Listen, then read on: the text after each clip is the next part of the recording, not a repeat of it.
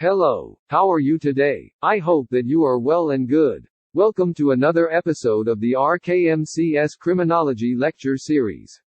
My name is Fire One Maxi, and I am your discussant for this presentation. Our topic for today is about disaster awareness and preparedness, with consideration of the lessons learned from the past events that struck our beloved country, Philippines. I hope that at the end of this presentation, you could be able to realize the importance of being highly aware of the impacts of emergencies or disasters. At the same time, that you could be able to prepare a plan as measures to these unwanted events. So, let me begin with a backgrounder. Let me start with a couple of quotations. 1. Disasters are like thieves in the night, when people are unprepared. 2. A man prepared has half won his battle. My point in sharing this is that, as an individual and as a community, we have to be prepared at all times, always before any adverse event. Our community and government leaders must work together to reduce the risk of disasters, as if they could happen every day. If we can do this, then, we can bring resilience to disasters in this country. Philippines is located within Southeast Asia, in the Western Pacific Ocean. It is an archipelago comprises of 7,641 islands with a total land area of 300,000 square kilometers. The islands are volcanic in origin, being part of the Pacific Ring of Fire, and are mostly mountainous. Geologically, the country is part of the Philippine Mobile Belt located between the Philippine Sea Plate, the South China Sea Basin of the Eurasian Plate, and the Sunda Plate. The Philippine Trench, also called the Mindanao Trench, is a submarine trench, 1,320 kilometers in length found directly east of the Philippine Mobile Belt and is the result of a collision of tectonic plates. It is for this reason that the Philippines has a large number of earthquakes and volcanic eruptions. The country is also along the typhoon belt near the equator, and thus, the country is vulnerable to all types of natural hazards due to its geographic location. The types of disasters usually are typhoons, earthquake, volcanic eruptions, tsunami, flood, landslide, drought, and human-induced disasters.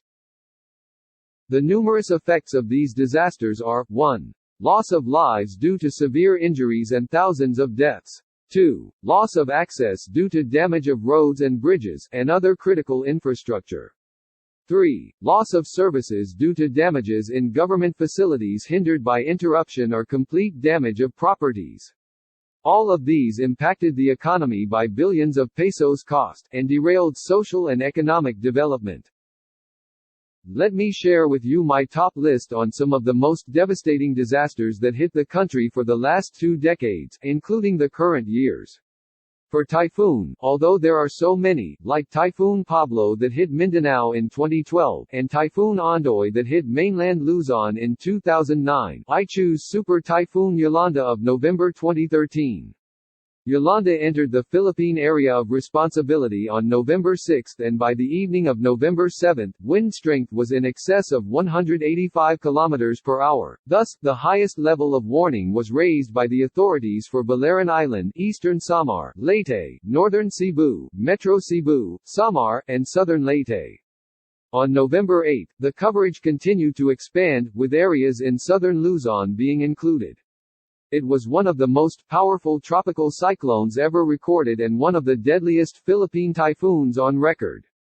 The NDRRMC confirmed a total of 6,300 deaths due to this Super Typhoon Yolanda, and total damages were estimated at 95.48 billion pesos. For earthquake, I choose the 1990 Luzon earthquake that recorded an estimated moment magnitude of 7.7 happened at 4:26 p.m. on July 16. It produced a 125 km long ground rupture that stretched from Aurora to Nueva Ecija. The event was a result of strike-slip movements along the Philippine Fault and the Digdig Fault within the Philippine Fault system. The earthquake's epicenter was near the town of Rizal, Nueva Ecija, northeast of Cabanatuan City. An estimated 1,621 people were killed. Most of the fatalities located in central Luzon and the Cordillera region. Aside from being situated in a region surrounded by earthquake faults, as well as active and dormant volcanoes, and across a typhoon belt area that produces typhoon and monsoon rains yearly. Flooding is another terrible hazard the country has been experiencing. The worst of them all is the current flooding brought about by Typhoon Ulysses this November 11, 2020. Marikina City, the provinces of Rizal, Bulacan, Pampanga, and the national capital region were submerged by the floods, prompting residents to scramble onto rooftops, awaiting rescue. The circumstances escalated so quickly, and local authorities have to forcibly evacuate residents even at 3 early in the morning. Accordingly, this is worse than the flooding brought by Typhoon Ondoy of 2009. For tsunamis, they are caused by earthquakes or other seismic eruptions on ground of an oceans and can cause massive tidal waves, which run with enormous force on land, causing great devastation. Especially in regions with only few tsunamis, the damage is often drastic, as the population does not expect tsunamis and thus hardly takes any protective measures. Even relatively small flood waves can lead to high losses and financial damage. Tsunamis in the Philippines are rare but could be devastating. One recorded worst incident was in November 14, 1994, where 38 people drowned as a result of a tsunami caused by a magnitude 7.1 earthquake in Mindoro. Reportedly, it reached a 7.3 meters in wave height. For landslide, like flood, heavy rainfall triggers landslides in the mountainous areas of the country. This is another common hazard that causes disaster. Heavy rain loosens the soil in landslide-prone areas. The deadliest so far in my list are 2 occasions in 2006. One is the Guinsogon landslide where over 1,200 people died on February 11, 2006, when an earthquake triggered an avalanche of mud and boulders down a mountain slope towards a village in St. Bernard, southern Leyte. Then the second one is the 2006 Mayan volcano lahar, brought by Typhoon Reming that drenched the Bicol region on November 30, 2006. The rain triggered the movement of volcanic ash on the slopes of the Mayan volcano, resulting mudslide rushed down the villages located on the foot of the Mayan, killing over 1,200 residents, many of whom were missing or presumed dead. On drought, brought about by the El Niño phenomenon. El Niño occurs every few years. Its most direct impacts are droughts in normally damp places in the eastern Pacific. Drought is a prolonged dry period in the natural climate cycle that can occur anywhere in the world. The impacts are many, but usually include damage to crops and reductions in crop yields, death of livestock and wildlife, increased fire hazard, reduced freshwater availability, and damage to wildlife and fish habitats. These impacts will have many economic and social consequences, including reduced income for the agriculture and broader economic sectors, higher food prices, unemployment and migration, and in the worst cases loss of life through starvation and armed conflict.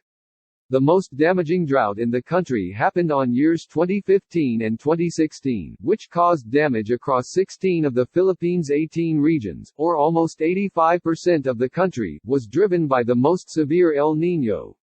This El Niño event lasted for 18 months in the Philippines, beginning in February 2015 and ending in July 2016. For human-induced disaster, the Battle of Marawi is our best example. It is considered as longest urban battle in Philippine modern history. The Marawi crisis was a 5-month-long armed conflict in Marawi, Lanao del Sur, that started on May 23, 2017, between Philippine government security forces and militants affiliated with the ISIS, including the Maut and Abu Sayyaf terror group.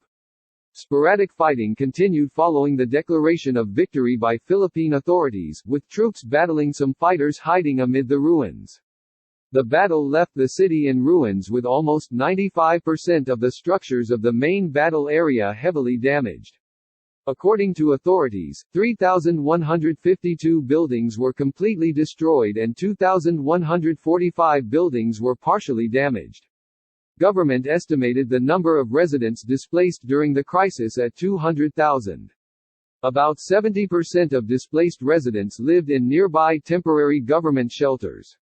About 2,500 indigenous Lumads were also displaced due to this incident. Now, in terms of disaster risk, Philippines ranked third among all of the countries with the highest risks worldwide according to the World Risk Report 2018, with index value of 25.14%. At least 60% of the country's total land area is exposed to multiple hazards, and 74% of the population is susceptible to their impact. This is largely due to the location and geographical context, as the risk involving coastal hazards such as typhoons, storm surges and rising sea levels is high. And also, as the islands are located within the Ring of Fire, between the Eurasian and Pacific tectonic plates, earthquakes and volcanoes are posing serious risks to the safety of the populace. Flooding, landslides, droughts and tsunamis further contribute to the exposure to natural hazards. Of these, hydrometeorological events including typhoons and floods accounted for over 80% of the natural disasters in the country during the last half-century. Given the local ecologies, agriculture, mining, forestry, fishing and services are major sources of people's livelihoods. In 2019, employment rate was reported at 94.8%, and out of the three key sectors of employment, industry, agriculture and services, workers in service providing comprise the largest proportion of the employed population. Annually, an average of 20 tropical cyclones enter Philippine area of responsibility, of which 6 to 7 affect the mainland. As per data, more than half of the typhoons are categorized as destructive typhoons, inflicting damage to human lives and properties. Furthermore, Region 1, Region 3, and Region 4A are the most frequently visited by destructive typhoon and mostly occurred on the fourth quarter of the year, October to December. Low-pressure areas caused by monsoons, although not developed into tropical cyclones, usually bring damaging effects to lives, properties, and the economy. Now that we have seen so much, and we have experienced too much, what should we do as people, as a community? We know that disasters can occur at any time. Some give a warning, but others give little or no warning at all. Once a disaster happens, the time to prepare is gone. The best way to cope with a natural disaster is to prepare by having a plan before it strikes. Disasters vary in size, from smaller events to large-scale events that can affect whole cities or large areas. It is imperative that we elevate our awareness of disasters by understanding situations and put disaster plans into action. Remember, it wasn't raining when Noah built the ark. We cannot stop natural disasters, but we can arm ourselves with knowledge, so many lives wouldn't have to be lost if there was enough preparedness.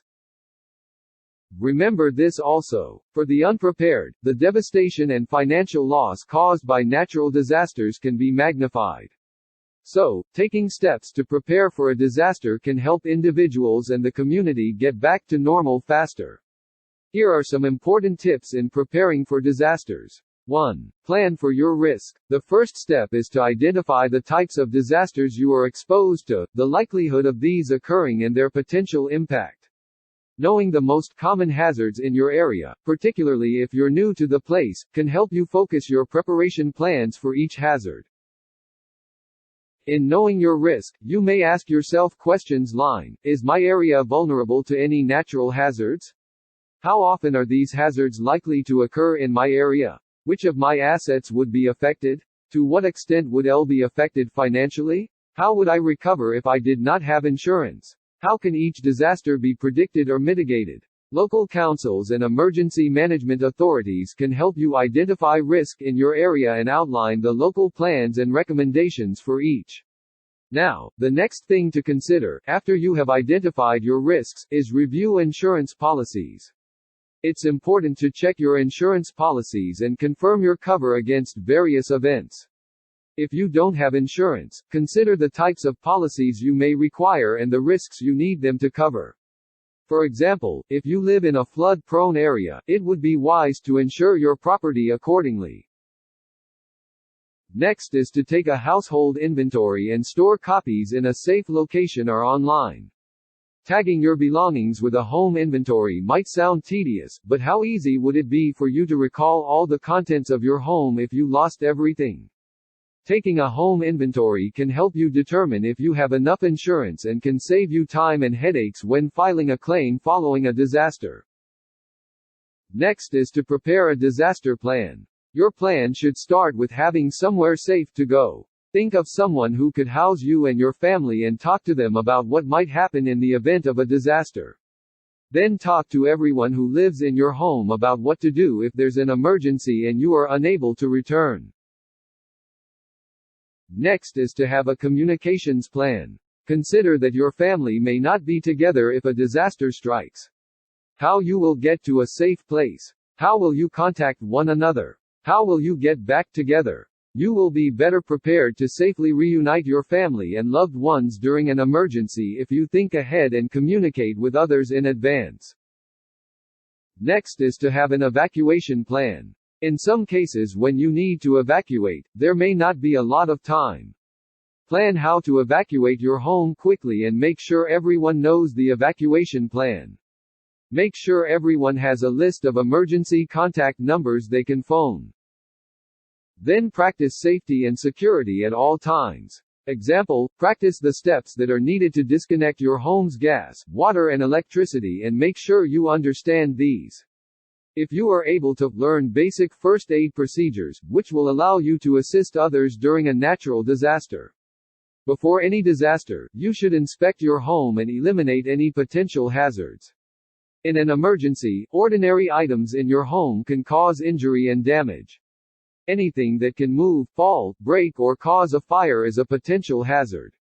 Community connections are also important. Make sure you know your neighbors. Swap phone numbers and keep an eye on elderly or disabled neighbors, or people with children. They might need extra help during a natural disaster. Make sure to regularly check safety devices in your home, such as smoke alarms and fire extinguishers, and finally, speak to your local authorities and emergency services and learn about your community's emergency plans, warning signals, evacuation routes, and locations of emergency shelters. Local emergency services will also be able to advise you on the most common types of disaster that affect your area. Now, before I end this presentation, I would like to remind you about important precautions. When disaster strikes, scams and fraud strike too. So, beware of these post-disaster scams so that you will not be victimized. Avoid another disaster by having in mind the following: beware of bogus charities. As soon as a natural disaster hits, fake charities spring up everywhere. Unfortunately, these scams are often successful at swindling victims of disasters. Never take a request for monetary aid at face value. Be careful of charitable solicitation scams. Beware of visits, calls or emails from people claiming to be from government agencies or charities that request sensitive information. Providing information may be harmful to unscrupulous individuals who make false requests for help or commit identity theft. And before extending help to others, it is better to ensure that you are safe and secured and capable of assisting. Ensure that your assistance, such as your donation, is subject to an appropriate process to reach the person you wish to assist. Be careful, there are also instances of theft of donation items or disaster relief items. In closing, I would like to emphasize that disaster education and disaster preparedness should be personal. The government or other organizations only exist to serve. But to be safe with our own lives and properties, that's basically our concern. To such an extent, we adhere to the basic philosophy that public safety is everybody's business. Thank you for watching. Please share this video to others and help us propagate a more prepared community against disasters.